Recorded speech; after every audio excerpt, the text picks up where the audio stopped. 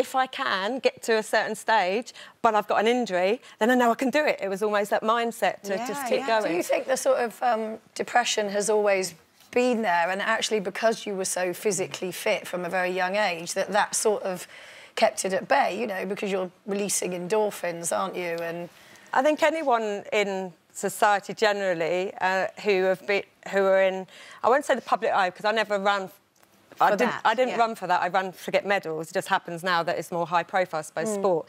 But I think anyone, like musicians, sports people, actors, models, you know, you're in a different environment, and you're trying to push to be the best that you can be. And I don't think you ever realise that you're going to get into states. So, like, when in 2003, basically, when I'd been injured for 7 years on and off, yet I'd still won medals. So there was always the hope, and the hope always stays in there.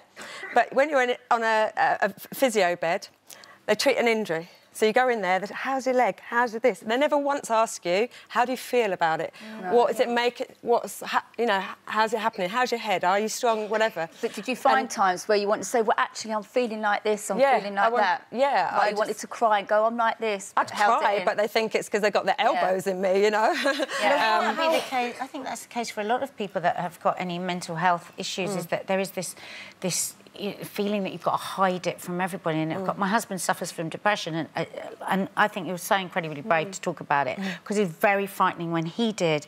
But he said it just exacerbates it if you've got to be constantly pretending that you're okay. And how were you at your worst? You talk about the state. How were you? Yeah, honestly, I mean, I don't want to go into, like, glorify anything, because I think, you know, young people need to understand that it's a part of life that lots of people go through. You know, we sit here now, there's people watching the show, there's people, audience.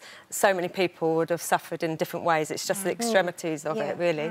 And for me, 2003, it was a year before the Olympics, so Athens. I'd already been to another Olympics where I got bronze, and off of only 6 weeks training, because I got a 12-centimetre tear in my calf, and I'd had glandular fever, tonsillitis, ruptured calf, torn Achilles, all through this years, but I still believed I could be Olympic champion.